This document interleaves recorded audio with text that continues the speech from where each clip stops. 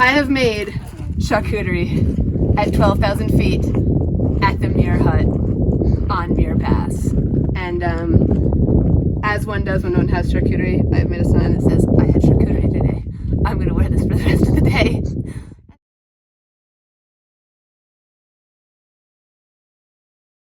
Charcuterie in the hut. Here we go. I'm going to go enjoy my charcuterie. And my feet are pretty wet. I think my waterproof socks finally got to the point of just being like, listen, we're waterproof socks, okay? We're not a miracle. But everything's okay because I had charcuterie today.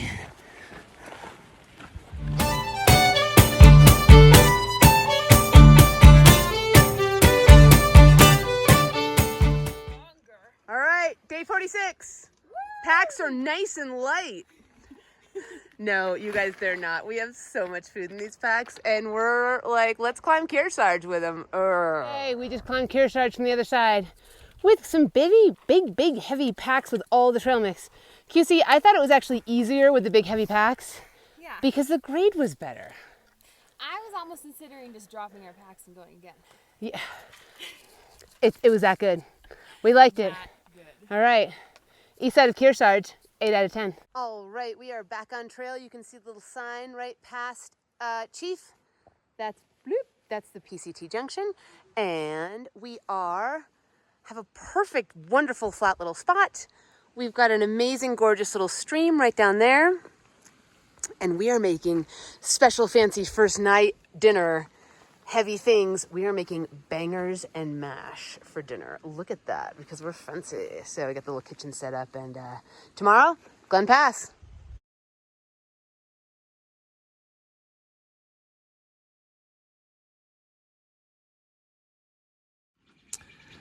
All right, it's our Glen Pass day, and we are having a super luxe breakfast in bed with coffee because we can't hit it too early. The summit of Glen Pass is only like 2 miles, 2.5 miles, so we want to hit it at about 10 o'clock so that the snow on the north side isn't frozen solid and bulletproof, so we can actually step down it. All right, it's day 47, and we are currently climbing up Glen Pass, and we're hoping we hit it kind of late because we've heard that it's kind of sketchy on the other side. Icy.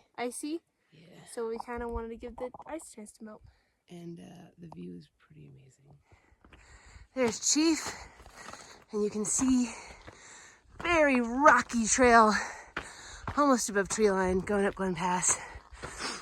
Kind of cool. I have put chia seeds in my Arizona tea water, and it's like through hiker boba. It's pretty amazing. I like it a lot, and it's cool to watch. So here's Glen Pass. It's pretty beautiful. Steep and rocky though. Goodness, and again, it's like, how are we getting out of this? It looks like a box canyon. All right, there's the top. We're going straight up there. There's Chief. It is rocky, but it's been beautiful. Not a lot of air up here, QC. No. We came around that corner. You can just see a hiker coming around. Now, those are some switchbacks of death, as Chief likes to call them. We're almost there. Glen Pass, woohoo! Another one. So here's the side we just came up from. Let's see if we can see those switchbacks of death. Maybe not, but you can see the trail down there. And here's our new side. It's amazing. And those are the beautiful, beautiful Ray Lakes down there. Oh, so good. All right, so you can see that we do not want to slide down that slope because that would be crazy. So the spikes are on, and we're going to traverse and go very slow and be as careful as we possibly can. Okay, so that's the pathway up there, and we're down onto like almost flat exposed trail. Woohoo! You can see QC picking her way down the rocks, and like, yeah, that would not have been a good fall. So I'm glad we were so slow and careful. Yeah. All right, we are down safe. You can see Keiko coming down and QC right behind. I don't know if you guys can tell in this video how absolutely steep that was. I don't even know if you can see the pass is way up there. And we came across like way up there, but it is so steep. Like, I am so happy to think this is like, we've heard this is the last sketchy descent.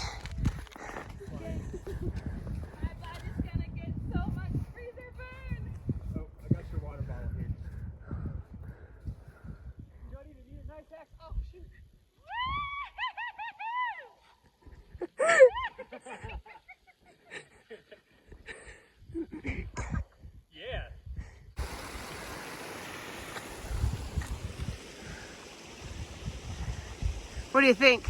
It's amazing. It's a great day. These are the beautiful Ray Lakes. And like, I can't even, I want to swim in them so bad, but I think they're like 32.1 degrees, so we'll see. This is not a stream. This is Upper Ray Lakes draining into Middle Ray Lakes. Isn't that cool?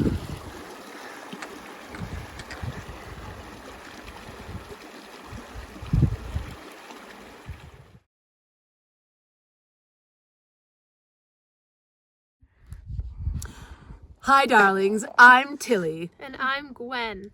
Our estate in the Hampton is being renovated this year, so we're through hiking the PCT. How's it been, Gwen? Amazing. Spiffing. Now, as we're out here, we're not just hiking, we're making trail mix. And we're passing on the magic to you.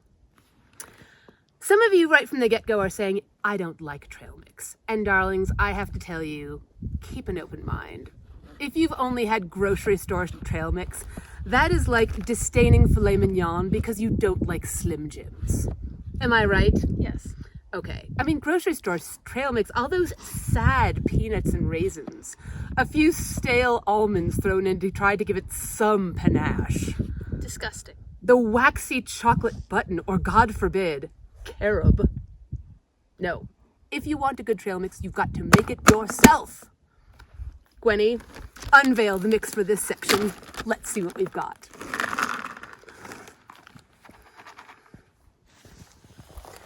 It's important with your trail mix to start with a nutty base. As you can see, we do have almonds and we have walnuts. There's also a couple of other nuts thrown in there. It's also important to have some dried fruit in there. We have apricots, dried apples, and raisins. Now, I was the mastermind behind this trail mix, but Gwenny did put it together, and you didn't cut corners. These are apple rings. You didn't just throw the apple rings in there. You cut them into quarters. I did. And in doing so, you've created a tasty trail mix tidbit. You're eating my trail mix. Now, the heavy hitter of any trail mix is the breakfast cereal. What do we have here? I don't know. Some sort of Quaker cinnamon square. Stop eating my trail mix. Gwenny, stop being so possessive with the trail mix. Now, when you have trail mix, it's important to have something sweet in there. Whether it is something like cereal, but you don't want to stick some random chocolate chips in there. No, stop eating my trail mix! I can give you some of mine. Gosh, Gwenny. I might not be able to do this with you. In every trail mix, we have the peanut M&M. The peanut M&M is essential because any other type of chocolate melts and coats everything in a sticky goop of chocolate. Darling, However, it's not fun. The peanut M&M has a candy shell, which means that no matter how hot it gets, your chocolate will not escape the candy shell. And also a peanut in the inside, which I believe acts as some sort of skeleton to fortify the sweet little chocolate bit so that it doesn't crush. So here we have it. Give it your score for the week. 9.5. Ooh, I'm giving it a 9.2. That's a solid 9.3 average. Tune in next time when we bring you the next segment's mix.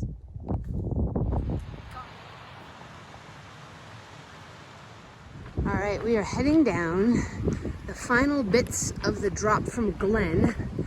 And we're going to cross a really cool suspension bridge, and then we're going to be climbing up Pinchot. And we're going to try to climb halfway up today because we're going to try to do 2 passes tomorrow, Pinchot and Mather, because they're kind of paired together. So we'll see how far we get. It moves a lot.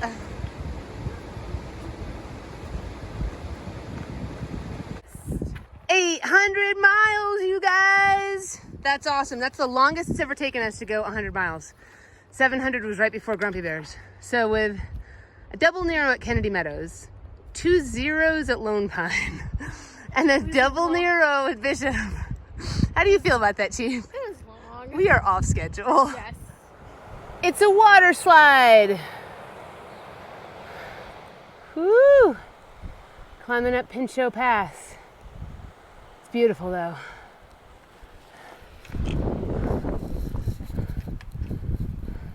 All right, we are halfway up Pinchot and we have the most amazing campsite so far. Look at this.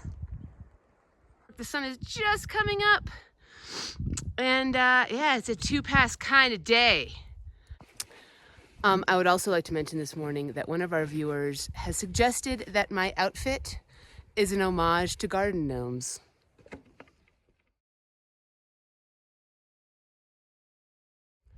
And they may be right. Okay, I think we can finally see this pass. It's right there, that low point just to the left of the high mountain. Okay, there's Chief. You can see the switchbacks going up this thing. Pinchot Pass. Okay, made it to top Pinchot. It's, oh, altitude cough. It's 8:07, so not bad for the first one. So we are gonna go 2,000 feet down and then 2,000 feet up and go over Mather. And then it will be downhill from here.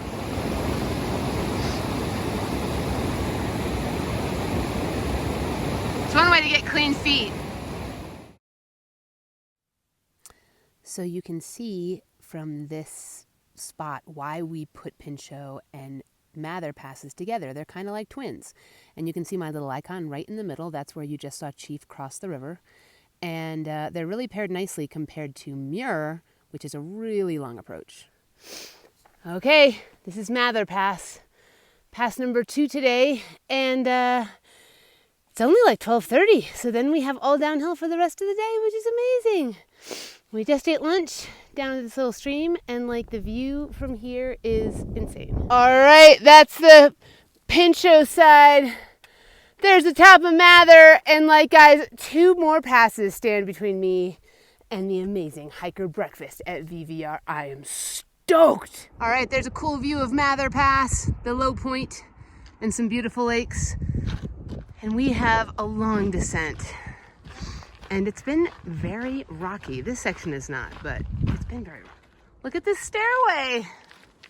That's wild. It's all the way down. This lake is also like blowing my mind. It's so cool.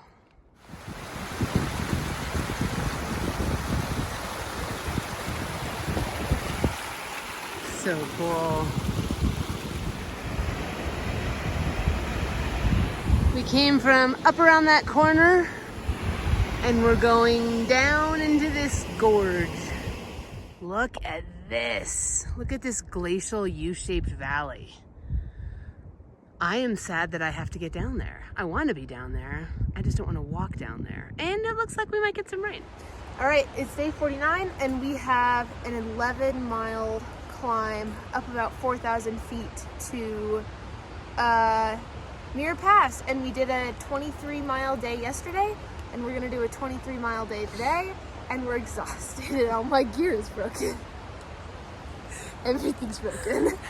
Yeah, tonight hopefully we get into camp early enough to do a big repair session. What's broken? My bowl snaps are broken. My pole tip snapped yesterday, and this morning my pants waistband cinch snapped. Good times.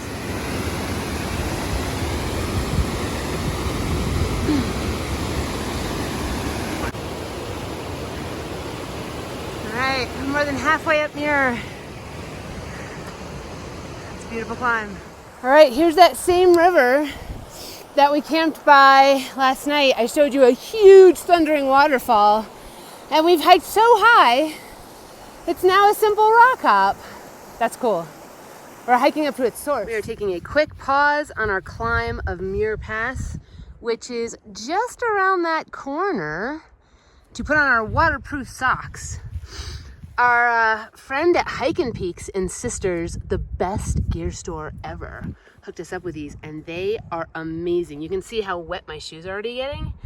And when you spend the afternoon in wet socks, your feet just break down and get all soft and blistered and awful. And these things keep your feet completely dry. Because we're going through a lot of snow now. This is cool. The river's coming out from under the snow and then diving back under. I think it's amazing. Walking in the snow is hard.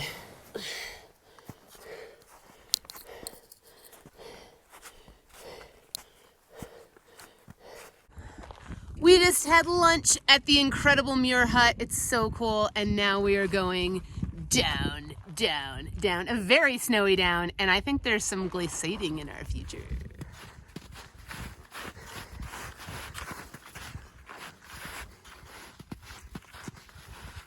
Maybe it's because we're talking about the fact that we're not post-trolling. Maybe it's because we left really good offerings to John Muir. And Muir Pass is the best pass. And it's amazing. I left 4 whole goldfish. 10 out of 10, Muir Pass.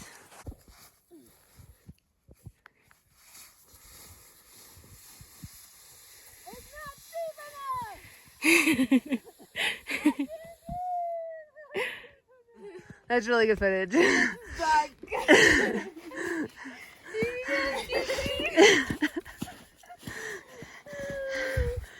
if I'm forward. Or if I like hand you a pole. Okay, let's see. I have to warm up the front of the hole. Hey, there we go. Oh good, okay. I was trying to set me. Do you want me to get out of the way or help you? That would be great, actually.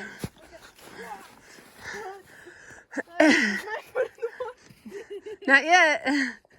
You can do it. Stop laughing. You can see what we're up against. That is the PCT, friends. It's a river. Okay, I'm gonna give you guys my trade secrets on how not to post hole. Whenever you hit a snow patch, you have to go do do do do do do do, and then you have to think light thoughts. Oh, what you don't want to do. You don't want to think about all the charcuterie you just ate. See, I just thought about it. You're almost done. You can stay on the top of the snow. I think we did it, you guys. We. Oh my god. So funny. No.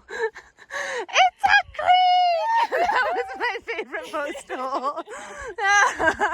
QC post holed and then screamed, "It's a creek!" And her foot was in the water. We're coming up from Muir Pass, and it's beautiful. And we're finally out of the snow and just onto trail, which is such a relief. I can't even tell you. Coming down off of Muir, and it's just lake after lake after lake. There's where we just came from. You can see all that snow. And we're going to go around the corner and down. And then that's the steep part. I hate the steep part. Hey, you guys. You're kind of beautiful. You're not scared of us. You're not scared at all. Oh, a little bit scared. Sorry, okay. You can come back down in a second and eat all the good grass. We are only about 2.5 miles from camp, and we are down below tree line in meadows and rivers and creeks, and it's so beautiful. And there's a little ranger cabin. Oh yeah. All right, so we had a big day today. Muir Pass, 23 miles, and it's not just the miles, because we can do 23 miles. It's the miles with the pass climb and the post holing. But look at where we are. Like, this is our campsite, and it's so beautiful. It's day 50. We've made a huge critical error. We have to cross Evolution Creek like this morning within a half mile, so we're all wearing our camp shoes. And it's going to be freezing. Why didn't we cross that last night and then camp? Like, what were we thinking? I don't know. Mistakes were made. Chief, are you excited? I can do it! You can do it. Woo, 6:30 river crossing. I believe in you. It doesn't look that cold. It looks like bathwater. I think it's fine. All right, QC, tell us how warm it is.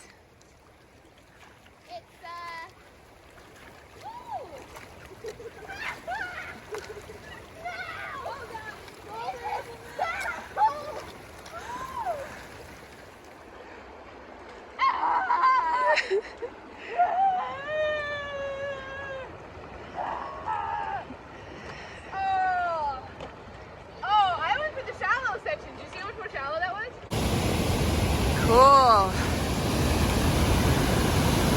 This great gorge. All right, we've been egging each other on to jump into high lakes. I did it yesterday. You got this?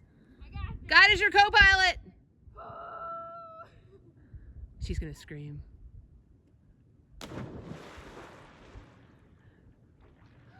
Oh my God, it's cold. We just had lunch at this beautiful lake and we swam in it, and we only have about 1.5 miles left. Selden Pass so far has been kind. This was the last pass standing between me and delicious VVR breakfast. And we did it. Selden. Not bad, right? The easiest one so far. It was great. Not the best. And beautiful, but not the best. Muir was the best. Muir was amazing. As we go up and down in the Sierras, we come across this sign maybe 3-4 times a day. No fires above 10,000 feet. Now, we don't really make fires because we have camping stoves and I can't stay awake past 8:30 p.m. But we want you to figure out for us, why are there no fires above 10,000 feet in wilderness areas? We want to know.